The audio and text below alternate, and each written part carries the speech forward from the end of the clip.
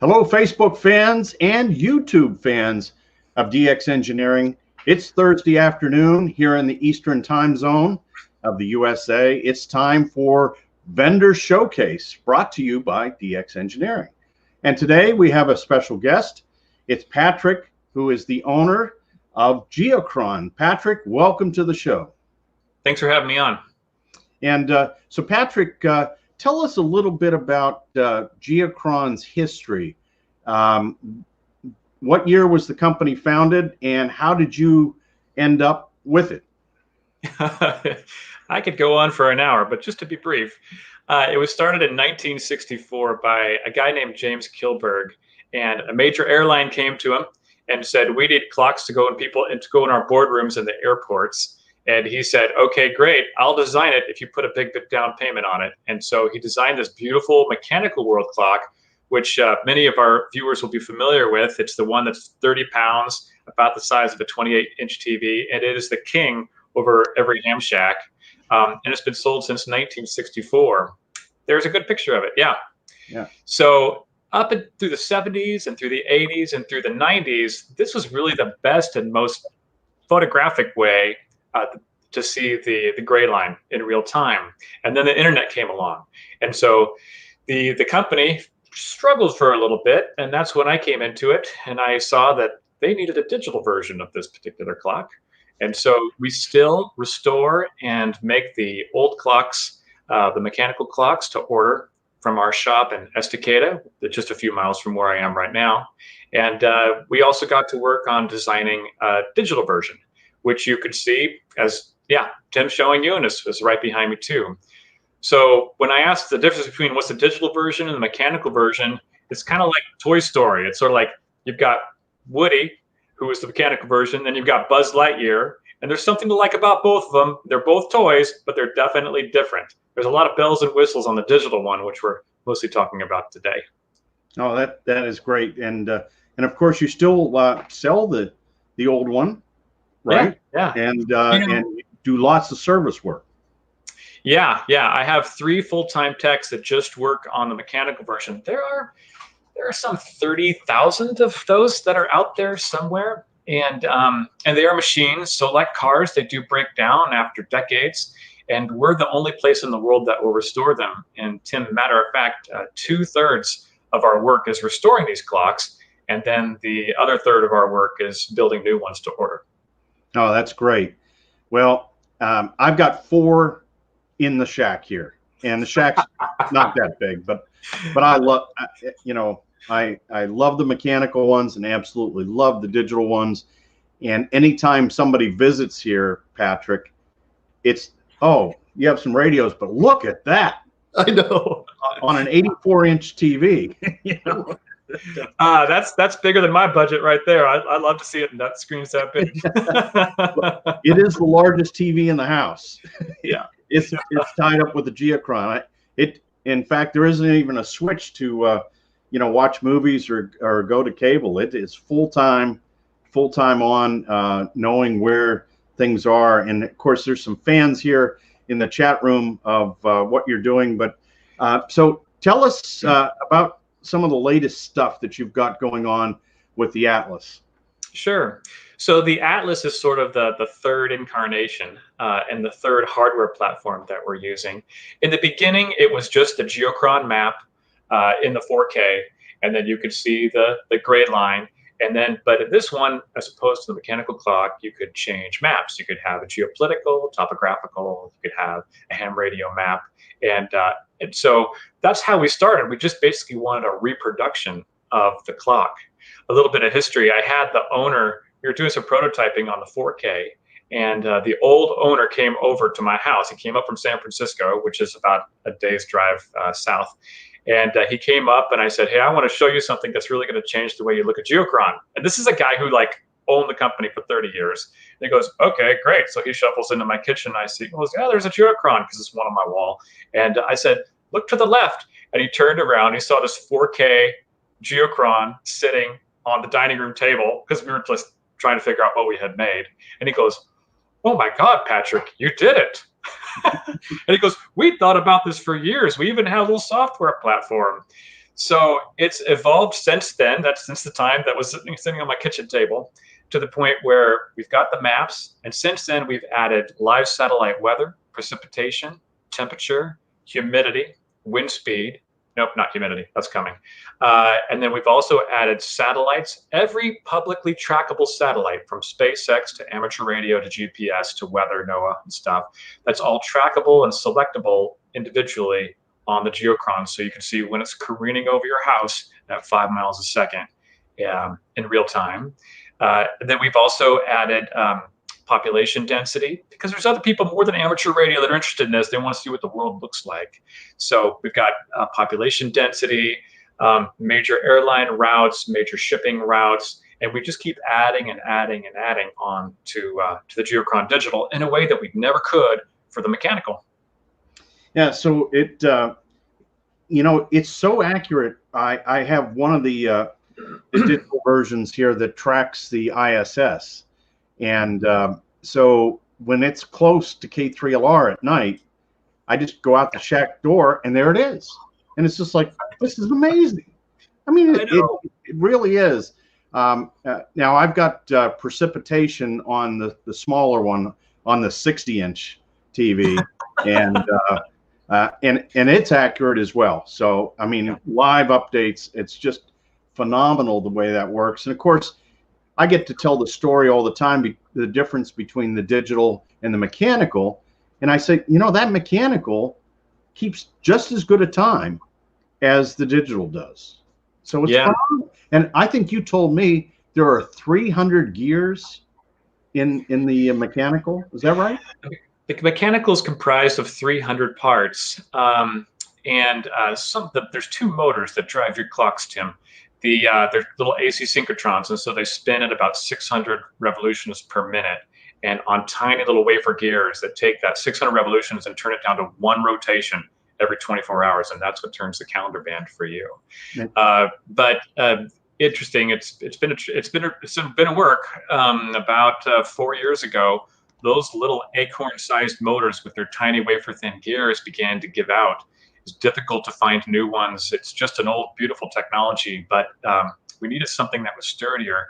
So in addition to creating the 4K, another thing that I've done with the company is we've redone the interior of the mechanical clock to make it more sturdy and to last longer. And for your tech guys out there, we converted it from 120 volt to 12 volt DC and started using stepper motors in the clock, so it lasts a little longer. No, that's great, Patrick. We have some of the viewers here today. Our friend Jim Wilson says, we used a Geochron at the 2019 World Scout Jamboree.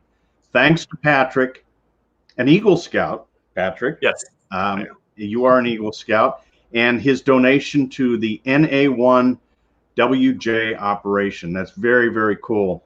And so we had, let's see, nice wall clock. Can you see the DX cluster DX on it too? And that came from Papa Echo 2 Kilo.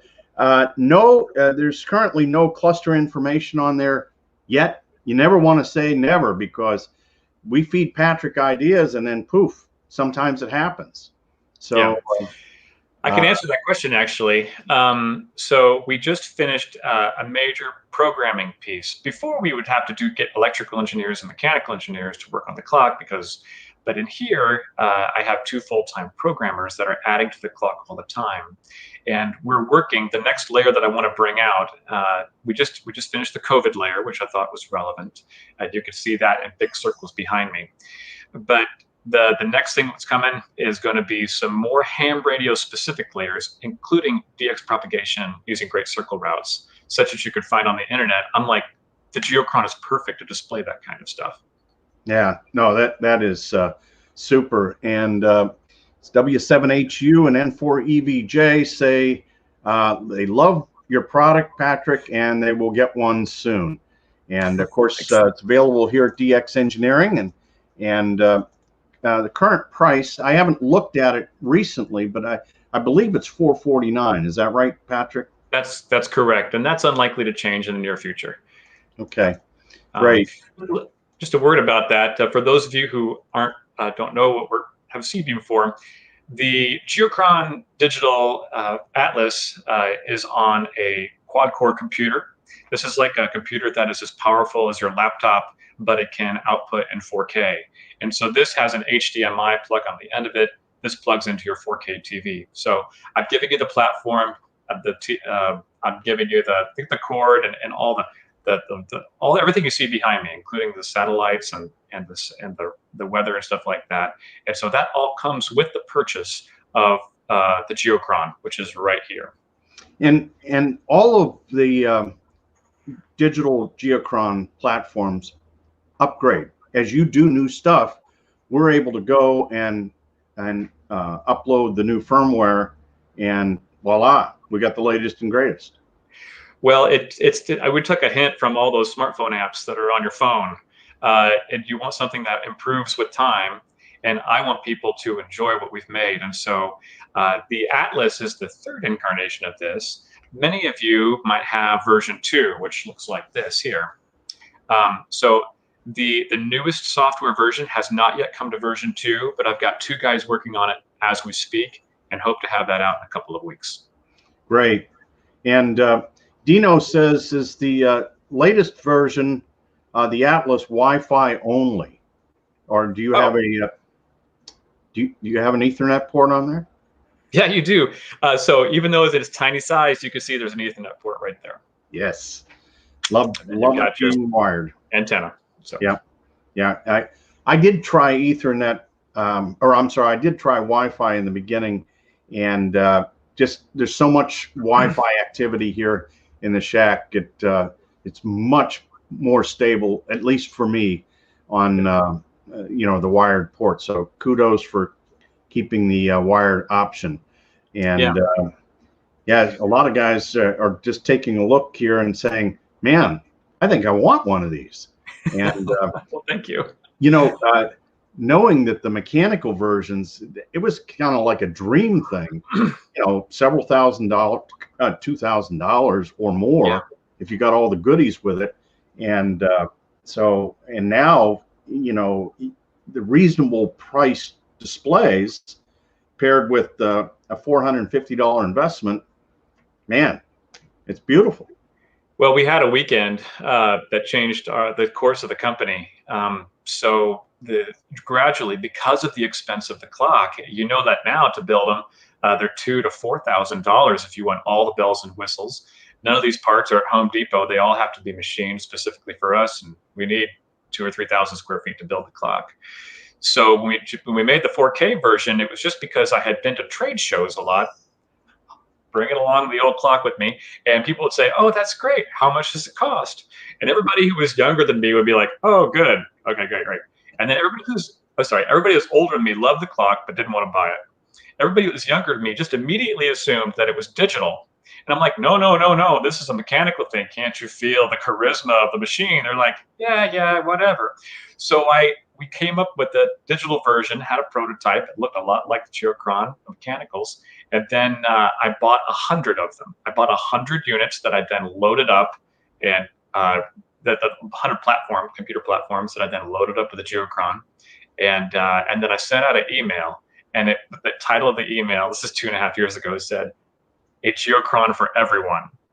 And I sold out within a weekend. And this is and so I knew that I had something. So that's why it's so important for me to take care of the people who were early believers in Geochron by continuing to restore the old clocks, and then also by updating the old units, the old digital units that are out there, so that everybody can enjoy what's right behind me here in my office. Yeah, one of our DX Engineering customers, K3STL, is John Hoffman. He says, visitors to the Skyview Radio Society, K3MJW and W3GH, are always amazed at our Geochron, and the youngsters love seeing the ISS and the Hubble Space Telescope on the map. I also put the FM satellites on for us to work. So, cool. That is very, very cool.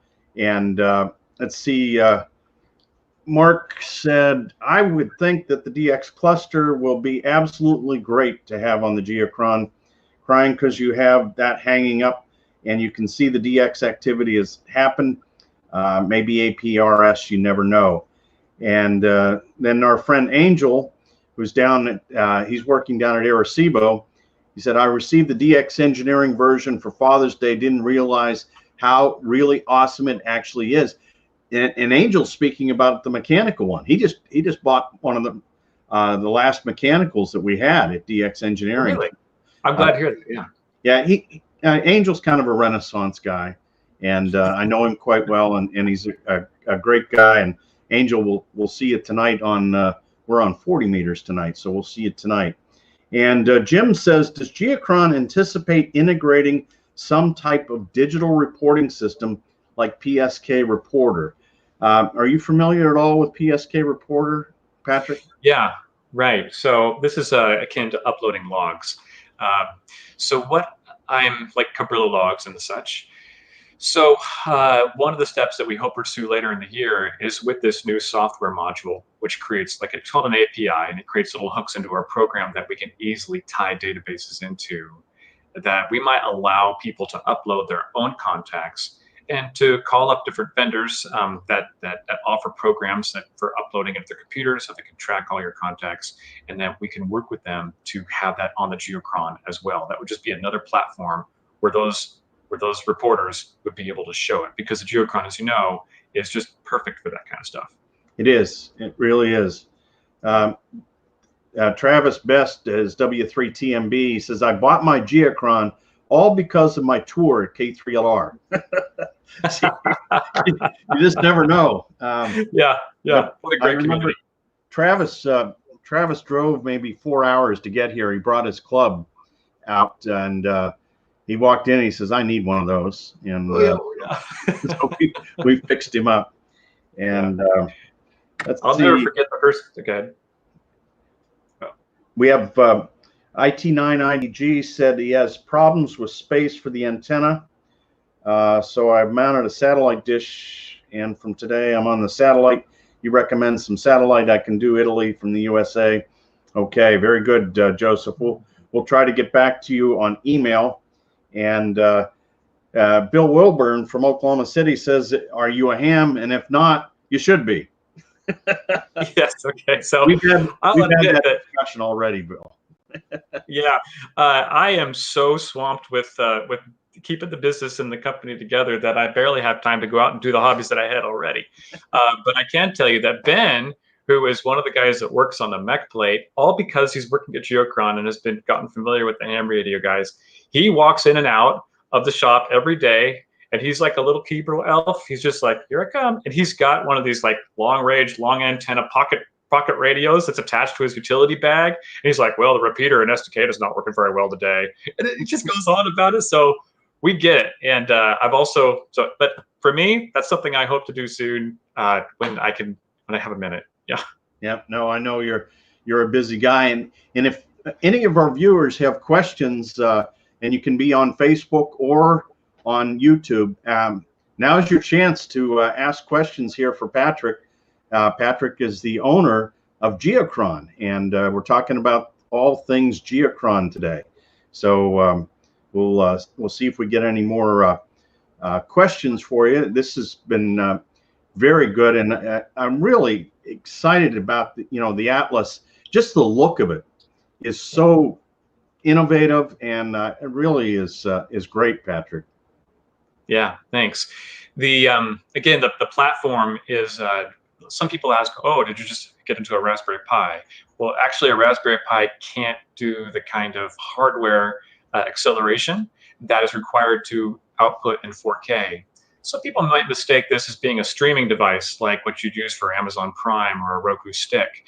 We're not streaming. When you plug it in, if everything that is not a live layer, so like weather would be a live layer, but everything else is already embedded inside the platform, the Geochron Atlas. So it works whether you have Ethernet or Wi-Fi or not. But if you want the live stuff, I have to be able to get that to you from our orchestration servers, and so it's got to get plugged into the internet for that. Okay. And Dino, KL0S, he brought up a great question. Let's talk about the minimum requirements for the display. Yeah. So we get this a lot.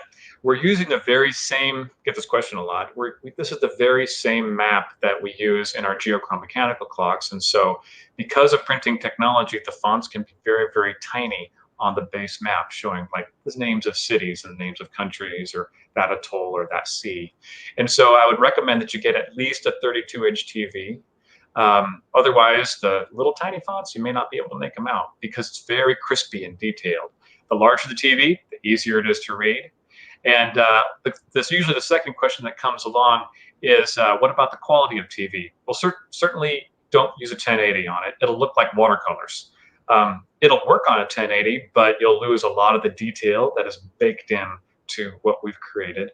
But as far as, do you need a fancy dancy Philips TV or a Philips 4K? Nope. We get Rokus and TCL TVs. That's almost all we have. We use for testing.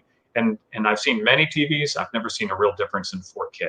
So again, it just moves very slowly in Earth time, and so the refresh rate is not critical for this application.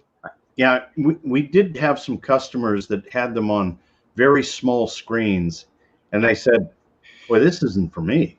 You know, said, "Yeah, the bigger the screen, I mean, it's fabulous." So and the great thing is that the prices have come down on the really big screens, and so you know you can do pretty good with it. Let's see here. We got Greg Robinson says, "Patrick, I have your Atlas. Really love it. How about a zoom feature so we can see more detail, like ham radio prefixes?" Okay, so wow, everyone, I get that a lot, and so it's a matter of whether I have $100,000 or not. So that kind of programming, tying it in with OpenStreetMap or some sort of Google application, like what if you could take the Geochron and have it in your smartphone, and then it would work for the screen that's in front of you. So you take North America and you just zoom out North America, and boom, it re-renders into North America on your Geochron in the shop or in the shack. And I would love to see that happen. But what I just said costs at least $100,000 to make that happen as far as programming time. And so that's something I'm looking forward to, but not the first time somebody's mentioned it. I'd love to see it on mine too. Yeah. And our friend over in London, England, Mark M0DXR, he says, "Is there a night sky version of the Geochron, a moving night sky for a specific pre-programmed location?" Oh, if you're referring to looking up into the sky and seeing constellations and where they are relative to the planet Earth, we don't have that. What we do have is, of course, you know the real-time position of the sun within the analemma. And if you're referring to the night sky as viewed from the night onto Earth, then the Earth at night is illuminated on the Geochron Atlas. And so you'll see the little strings along the east coast of cities going all the way down. And then if you mix that in with the population gradients, which is blue for light population and red for where everybody lives on top of each other, that could be mixed in for really a beautiful effect on the Geochron Atlas. And I'll tell you, if you haven't looked at it, everybody lives in Southeast Asia, and you'll know that as soon as you see it. What I liked about the night lights option is it's very cool, but you look, one of the most sought after countries for hams is North Korea. And you look at your night lights, it's dark in North Korea. Yeah. So yeah. South Korea is all lit up, and Japan is all lit up. But let's see here. Bud N3TIR says, "Is it RFI protected and clean on the output?" Well, first thing that I do when I buy anything that I'm not familiar with is I sniff it for RFI. And I can tell you that I have the version 2, and it's absolutely clean, and none of our customers have complained about either version having problems. And you know, it's RFI quiet, so no trouble at all there.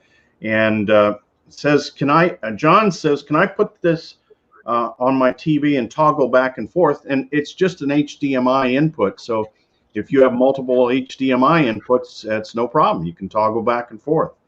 That's right. So I'll just show you how that works. Here's the TV remote. And when I click on this, then you'll see it just pop out and go to the next HDMI channel. So this is just taking an HDMI port. Right.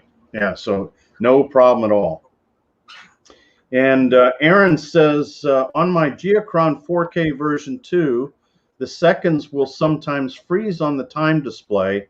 It will then jump ahead to the correct time. It's not a big deal, but is this a problem that I can fix? Yeah, so you're probably referring to a Geochron that's a version 2.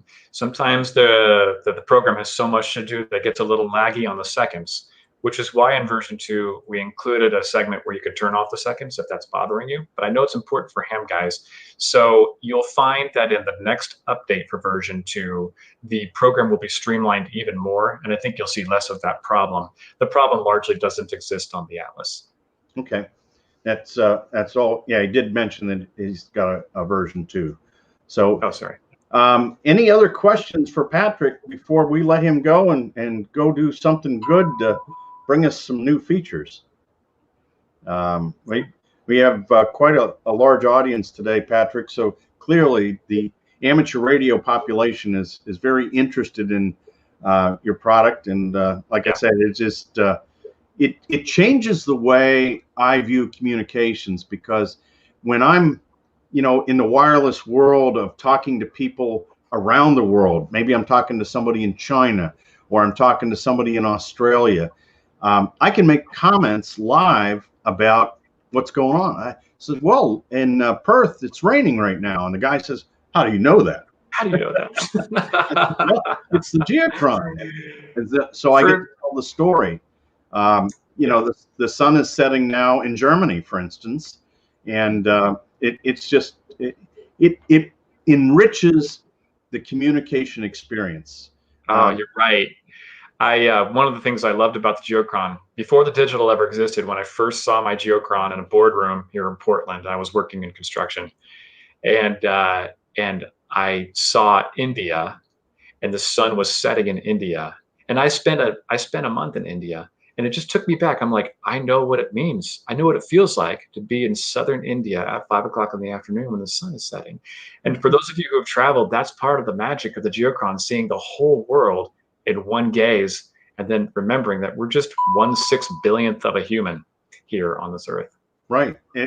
But when I'm talking to somebody in South Africa, I can look at them.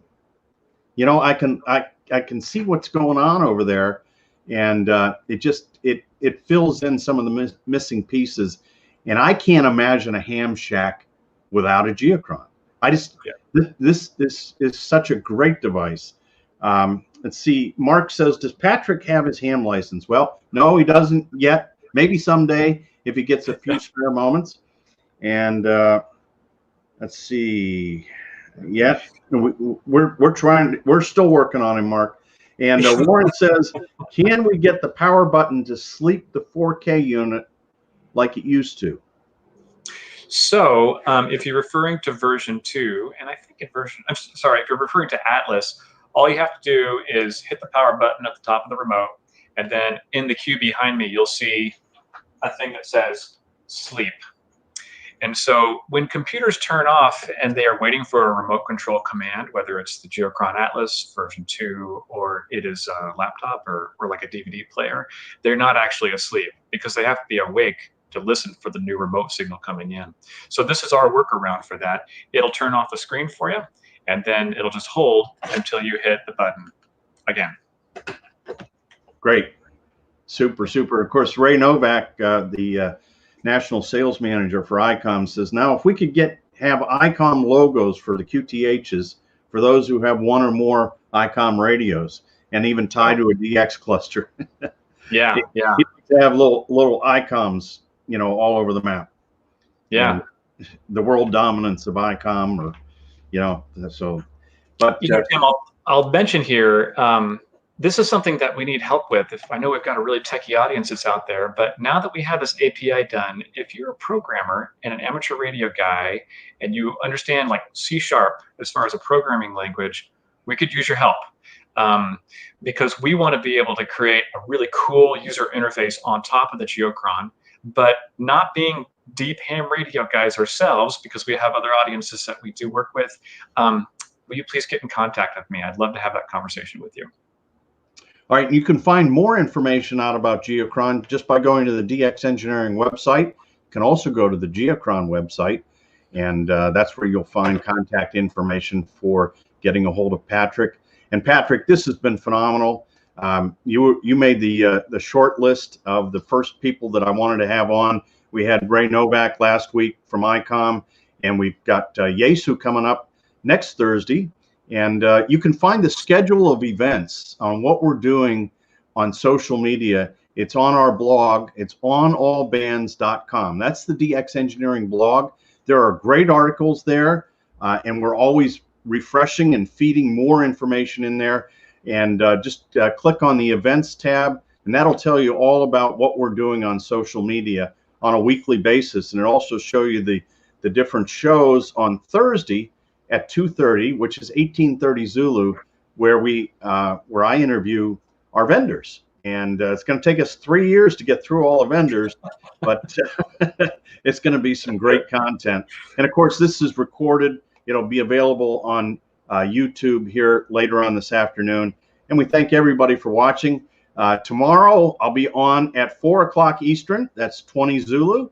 We'll do the weekend special here at K3LR, and we'll update you on more of the antenna projects that are going on here this summer. So thanks again, Patrick. Thanks for bringing a great product to amateur radio, and we wish you continued success. And DX Engineering is very proud to be a partner with Geochron. Thank you. DX Engineering is a friend of Geochron for sure. Okay. And 73 to everybody, and we'll see you next time here on the DX Engineering New Vendor Showcase.